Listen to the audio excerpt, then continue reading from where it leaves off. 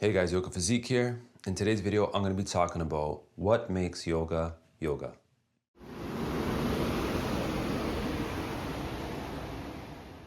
So I want to start off by saying that the yoga that we see being practiced in studios and gyms all over the world has existed in this format for only about 100 years. It was first pioneered by a yogi named Krishnamacharya, and what he did was fuse Hatha yoga, which is the traditional physical branch of yoga, with modern Western calisthenics.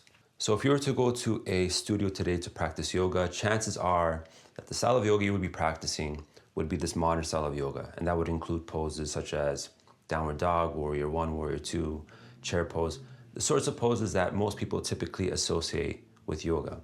But we need to keep in mind that although this modern form of yoga has existed for around 100 years, the practice of yoga, the philosophy of yoga, and the way of life of yoga has existed for over 2,000 years.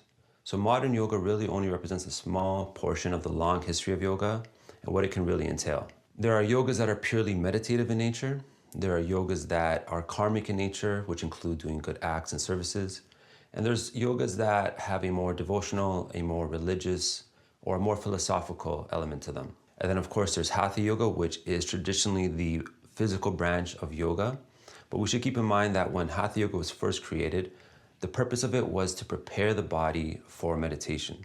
So the poses were meant to open the body up, relax the body so that practitioners could sit in a meditative pose for longer periods of time without their bodies being an impediment, without getting uncomfortable in the pose, so that they could get deeper into their meditative state. And given the multiple styles and branches of yoga that exist, as well as its long history, it's important that when we define yoga and decide what makes yoga yoga, that we define it in a way that's not limited solely to what modern yoga looks like, and pays attention to these other styles and these other practices and the history that has led yoga to what it is now.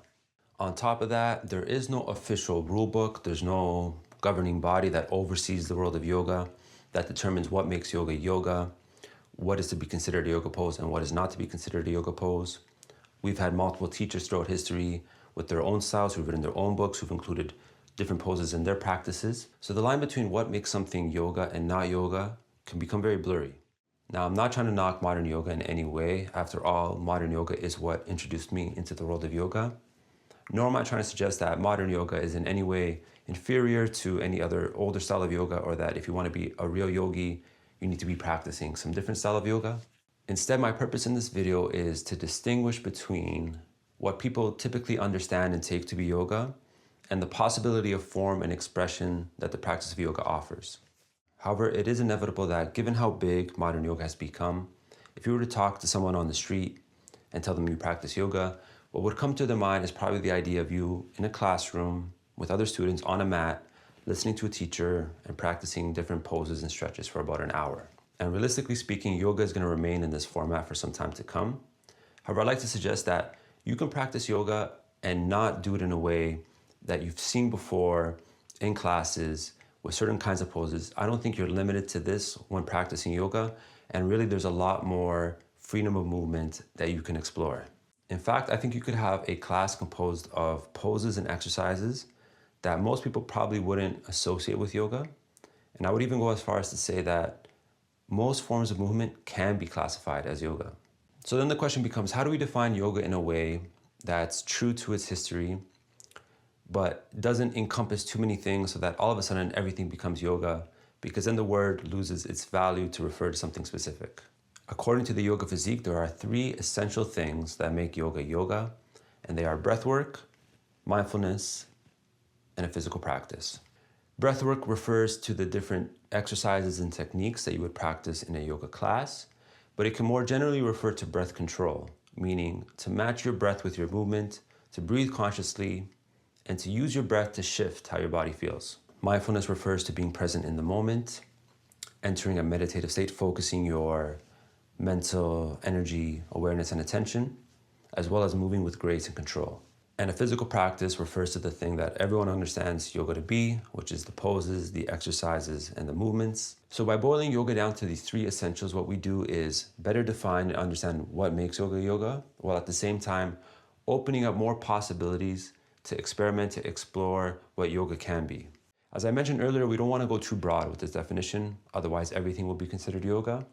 So another limiter A soft limiter that we can put on the definition is to say that yoga, at the end of the day, really only requires your body. Now, I know we use blocks, we use straps in a lot of our classes, as do I, but ultimately, yoga only requires the body. And this is what differentiates it from sports such as hockey, where you need skates and a stick, or basketball, where you need a ball, you need a net. Yoga, at the end of the day, really only requires your body. Weightlifting is another form of exercise that wouldn't be considered yoga simply because you need the weight, something beyond your own body. But at the same time, there are two ways to practice weightlifting. One would be in a non-yogic way or in a yogic way. If you practice weightlifting while focusing on your breath work and being mindful, it could be said that you're practicing weightlifting in a yogic way or in the way that a yogi would. So how does this translate into actually lifting weights? It can mean matching your breath with your movement, with your reps, being present in the moment, moving with grace and control, as well as not working your body too hard, not pushing your body to the point where you might injure yourself, but instead working in harmony with your body. We also don't want to go too narrow with the definition. Otherwise, things that don't necessarily make yoga yoga can be too strongly associated with the practice. And if you strip away the breath work and the mindfulness from yoga, all you're really left with is calisthenics. So if you go to a class and do a bunch of exercises for an hour, but there happens to be some relaxing spa music playing, some incense burning, and then the teacher says namaste, that doesn't automatically make it yoga. So what makes yoga yoga? According to the yoga physique, it's a blend of breath work, mindfulness, and a physical practice with the ultimate goal of improving your mental and physical well-being.